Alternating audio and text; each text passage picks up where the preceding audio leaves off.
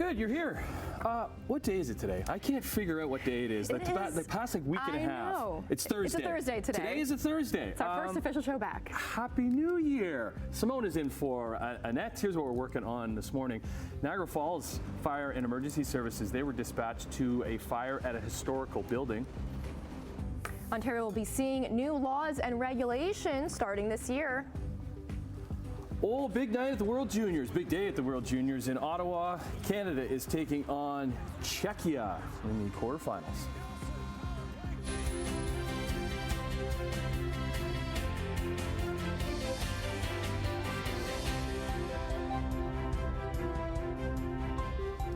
Yeah, I just couldn't seem to figure out what day it was for the past week and a half. It's all jumbled together. Thank you for clarifying that, because I kept thinking it was Monday. Because well, it yesterday seems like a Monday. Yeah. Yes. Right? Yes. But hey, good to be back. Happy New Year. First Happy official New show Year. of 2025. Welcome back. How's everybody? We're doing okay? Yep. Doing well. Awesome. Happy to be here. Great. I know you guys you've been kind of subbing in for us, Yes. and Brian, you've been back. So Yes. good to be back. Annette's back on Monday. I woke up this morning to a fresh snowfall. That's right. Maybe, depending on where you are, we have 2 to 4 to 5 centimeters. Yeah. Okay. And we could get another 2 today and another 2 tomorrow. This isn't system snow. I mean, there's no low pressure set. This is just lake effect, and it's that west breeze wind actually that we have at the moment. It's gusting to about 30 kilometers an hour. It's going to continue today, tonight, tomorrow. It'll become a little more northwest. But temperature right now, not bad. We're just into the minus column at -1. We've had some flurries throughout the overnight, tapering off now to just fairly cloudy skies. But more flurries are possible for the day today. As I said, another couple of centimeters, and then again tomorrow, as that lake effect condition continues, another couple of centimeters are possible during the day tomorrow. So we will talk about that coming up. Okay, what's the snow done to the roads? Well, the secondary routes are snow covered and fairly slippery. The main routes, not too bad. Of course, everybody's been out doing their work overnight, treating the roads. That's the 403 and Waterdown Road area. Our exclusive camera, no problems right there. We'll show you some MTO traffic cameras, Centennial Parkway. That's doing okay. Toronto-bound lanes coming towards us on that camera. Here's the top of the Burlington Skyway Bridge. We have, looks like a disabled vehicle off to the side. So Toronto-bound coming towards us as you come toward the top of the bridge. You know, there's not much volume there, visual distraction at best. And the QEW at Broadie's doing fine. So give yourself a little extra time this morning, because a lot of the roads could still be snow covered. So take it carefully, please. We'll look at weather and traffic coming up right now. All right, good stuff. Thanks, Brian. Let's get into the news on this Thursday morning. And we start in Niagara Falls because a historical building went up in flames last night. It happened at the corner of Park Street and Erie Avenue around 7:45-ish. Crews arrived on scene to find smoke and fire coming from the building. 2 aerial trucks, they were on the scene dumping water on the building after fire ripped through the roof. Crews were tackling the fire from a distance because it was unsafe to enter the building due to the possibility of collapse. Niagara Falls Deputy Fire Chief Ken Henry says teams will be investigating the fire later on. We have 28 firefighters on scene. They're making good headway on containing the fire. There's no cause for the fire at this point. It's still undetermined. The fire marshal's office has been notified, and our fire prevention officers will be investigating as soon as the fire is under control and it's safe to do so. The Deputy Fire Chief says no injuries have been reported. Crews will remain on the scene as they continue just to put out any hot spots. Hamilton police are looking for a 34-year-old missing woman. Serene Maria was last seen at 10:50 p.m. on December 31st in the area of Upper Paradise and Mohawk Roads. She's described as 5'5", 150 pounds, has a dark complexion with long black hair. Police say that she's known to ride a black and red electric scooter seen in the photo on your screen. Anyone with information is asked to contact police. Halton police are searching for a missing 21-year-old man. Juan Martinez was last seen yesterday in the area of Branch Street and Upper Middle Road. This is in Burlington. He's described as 5'10", 200 pounds, with a muscular build and dark curly hair. Police say he was last seen wearing a beige and black North Face jacket. If you have information about Juan's whereabouts, please reach out to police. A 32-year-old man has died after an SUV crashed with a cattle truck in central Huron. OPP paramedics and firefighters attended the scene on Blythe Road near Hensel Road, south of the community of Brussels. The lone driver of the truck died at the scene. The second driver didn't suffer any injuries, and there were reportedly no passengers in either of the vehicles. Police say several cattle were injured in the crash. The roads were closed for several hours, but have since reopened. An investigation into the cause of the crash is ongoing. Well, the Ford government appeared to have missed its goal date to make Ontario fully accessible for people with disabilities. The Accessibility for Ontarians with Disabilities Act was passed in 2005 with the goal of developing, implementing, and enforcing accessibility standards in goods, services, facilities, accommodation, employment buildings, and or more before January 1st, 2025. Advocates spoke with CHCH News yesterday and highlighted that the province is not close to fulfilling its mandate. I think what this is a lack of political investment and will from the current government and previous governments. I think that what we're seeing is a systemic form of ableism playing out across this province, and I think that it is a promise broken across several governments to the disabled people of Ontario. So advocates are asking the government to take more input from people living with disabilities and possibly set a new due date. And we did reach out to the province for their response, but did not hear back. New laws and regulations are now in effect for Ontarians as of January 1st. This includes a $22 a day cap on childcare fees for families with children and centers that are enrolled in the national $10 a day program. For drivers, the total threshold to report a collision that involves property damage is going up from $2,000 to $5,000. This is to reduce the administrative burden on drivers as well as police. There's also going to be, for healthcare, 9 public health units across the province are going to voluntarily be merging into 4, which the province says will help address capacity and staffing challenges. And that full list of all those changes are going to be available on our website at chch.com. Hundreds of people around the Golden Horseshoe took the plunge into Lake Ontario yesterday at a series of annual polar bear dip events. Now, it was only around 3 degrees Celsius in Oakville yesterday afternoon as 700 frosty thrill seekers plunged into the frigid waters. For some, it was about getting a fresh start in the new year, but for everyone, it was also about supporting a good cause. This year, the Courage Polar Bear Dip aimed to beat their goal of raising $100,000 for kids in Congo and Zambia. Water, sanitation, and hygiene. And for kids, vulnerable children in Zambia and Congo, water is life. And so by jumping in the lake today, something crazy, we're making a huge difference for vulnerable kids around the world. Ooh, it looks so chilly out there. Anyone looking to make a donation, you can do so on polarbeardip.ca. All right, let's get into Sportsline. And listen, it has been a very long season for the Toronto Raptors. Plenty of losing, culminated with the worst loss in franchise history on New Year's Eve in Boston, where the Celtics beat the Dinos by 54 points. Not only was it bad, but it was also their 11th straight loss. They were hoping the return of Emmanuel quickly could quickly erase the memories of the beatdown in Boston as they hosted Brooklyn last night. Quick. Rattles it in, his first bucket of the night. Got to his spot, stopped on a dime, knock it down to Jimmy. And IQ came through very nicely for his Raptors in only his 4th game of the season. He would drop 21 points as the Raps, they hosted the Nets at Scotiabank to kick off 2025, and the new year started out way better than how 2024 ended. Quickly was dishing the ball as well, dropping 15 assists, including a few to Scotty Barnes, who led the way with 33 points. He also had 13 rebounds. Raps finally won a game. The 11-game losing streak is over. They beat the Nets 130-113 for only their 8th win of the season. They go for 2 straight when Orlando arrives at the bank tomorrow night. Let's hit the ice for the Maple Leafs. They are on the ice for the first time in 2025 tonight. And despite Austin Matthews returning to practice after re-aggravating that upper body injury from earlier in the season, he is going to miss a 6th straight game tonight when the Leafs finish off at home and home for the New York Islanders. They're coming off a 3-1 win over the Islanders at home on New Year's Eve. Their second win in 5 games that Matthews has missed. Head coach Craig Berube says there's no timeline for Matthews' return.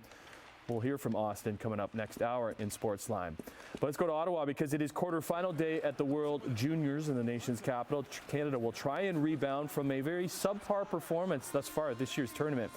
Coming off a 4-1 loss to the Americans in that New Year's Eve showdown from the Canadian Tire Centre, which meant they finished third in Group A, losing twice in the round robin, including that shocker to Latvia last Friday. This means they have a tougher matchup in the quarters tonight as they face Czechia, who finished second in Group B. And this is a rematch of last year's quarters when Czechia shocked Canada with that late goal to bounce the red and white from the tournament in Sweden en route to a fifth-place finish. Tonight, they will have the hometown crowd in Ottawa, which hasn't really helped them thus far. We'll see what goes down. Puck drop goes at 7:30.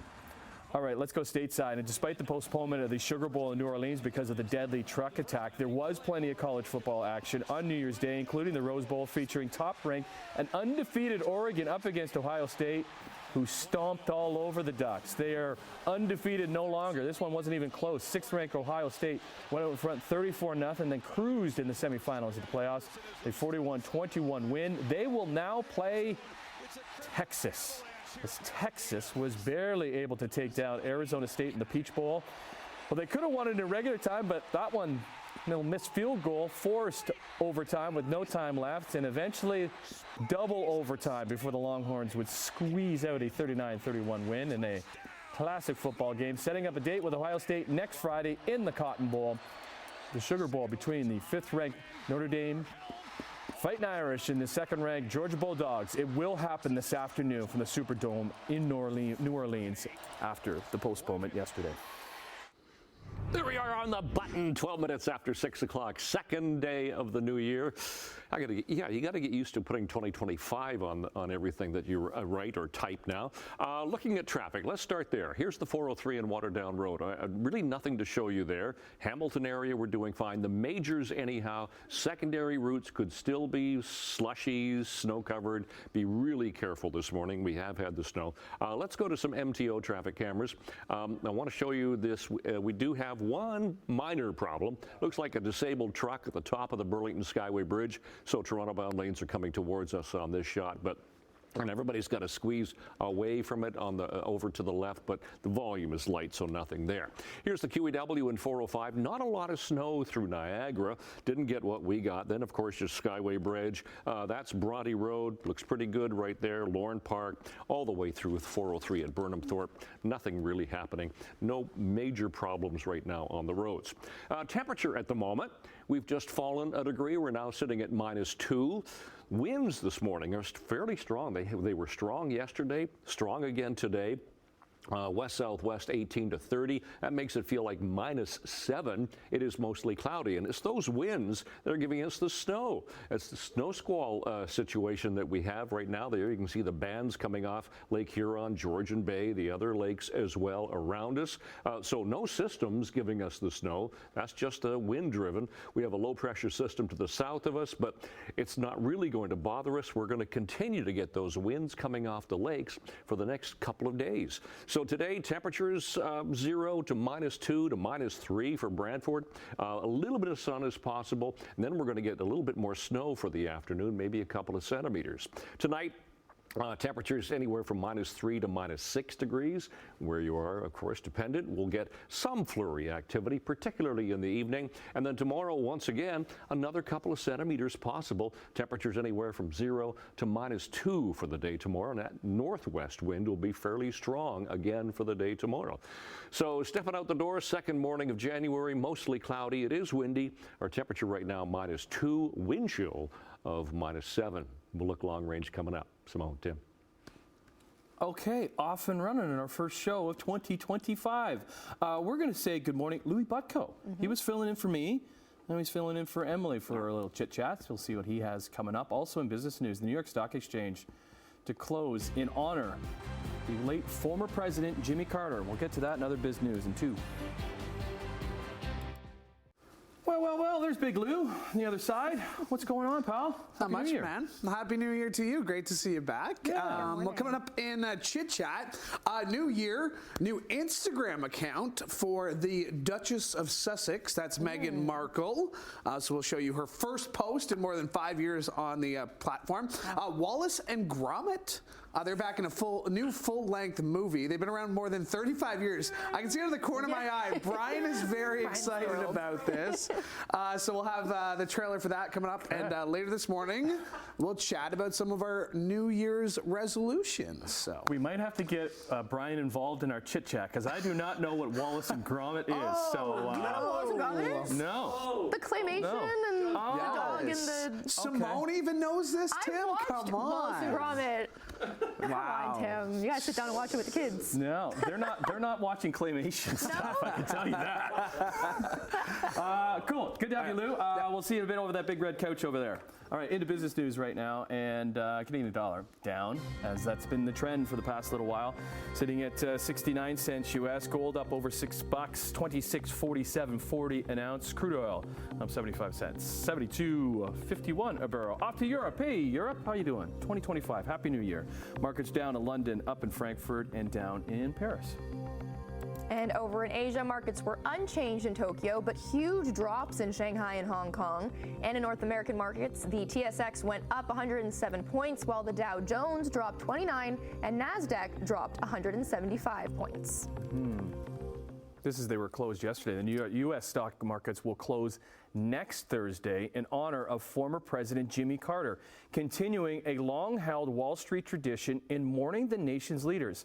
So both the New York Stock Exchange and NASDAQ announced this week that they plan to close their equity and option markets on January the 9th in observance of a national day of mourning for the 39th U.S. president and global humanitarian. Carter died on Sunday. He was 100 years old. Suspension of trading following the death of a U.S. president. This dates back years. According to the New York Stock Exchange, surviving records indicate that the first time the centuries-old exchange closed to honor a deceased president was likely in April of 1865, following the assassination of President Abraham Lincoln. It's January 2nd, which means the U.S. nation's debt ceiling has been reinstated. The cap was suspended in June 2023 as part of the Bipartisan Fiscal Responsibility Act. The debt ceiling currently stands at about $36.1 trillion. But in a letter sent to congressional leaders last week, Treasury Secretary Janet Yellen says the debt level will actually decrease by $54 billion today. As a result, Yellen says the country isn't expected to hit the debt limit until sometime between January 14th and January 23rd. Once that happens, the Treasury Department will have to start taking so-called extraordinary measures to prevent a default.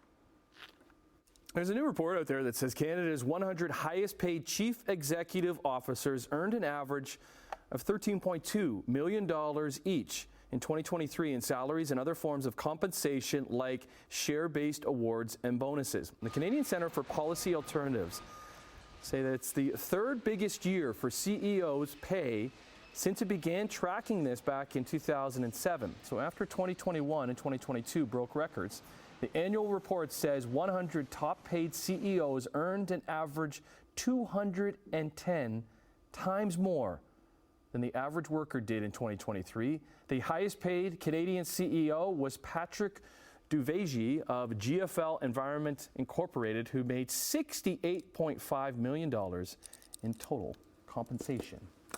Yowzers. That's a lot. Good little payday. It's actually payday for us today, too. We do not make that kind of money, but we do celebrate in chips, so it's chip day as well. So it's a very fun day as you might be getting, some of you might be going back to work. I know the kids are still off, so the roads are not as busy, but there's a little bit of snow on those some routes, and Brian will have a look at that right after this. 6:24, good morning. Let's check traffic and see what's going on now. We have had some snow throughout the overnight hours, anywhere from 2 to 4 centimeters. Not a lot into the Niagara area, though. So St. Catharines, you're not seeing a lot of snow, just the wet roads here at the moment.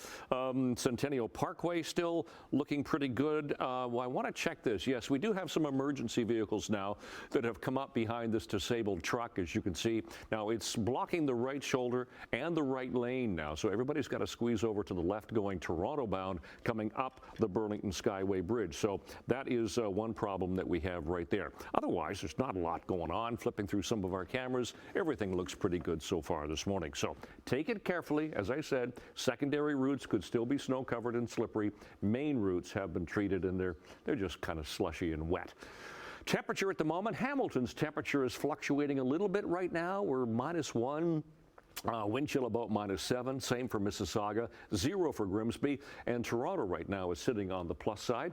So seasonal temperatures for this time of year, now -2 for the daytime high. That's where we're going to sit for the day today, pretty much -2. Overnight low -9. Those are our sun times and records for today. And yeah, we could see a little bit of sunshine for today. Otherwise, later this afternoon, we could get some flurry activity. Could amount to another couple of centimeters, but -2 today.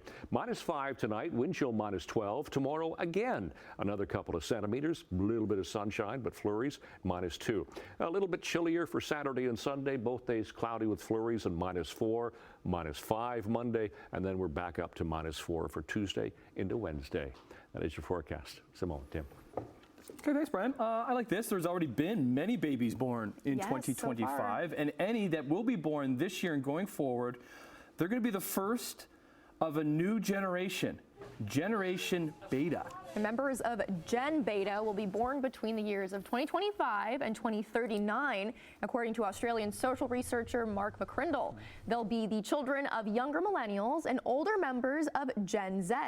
McCrindle says Gen Beta will experience artificial intelligence and automation in every aspect of life, more so than previous generations. By 2035, Gen Beta is expected to make up 16% of the global population, and many members of this new generation are expected to live into the 22nd century. Whoa. My goodness. So we were talking earlier, but I am a part of the Gen Z millennium group. So Yeah, I'm a Gen Xer. Yeah. I'm just right at the cusp of the Gen X. cusp there.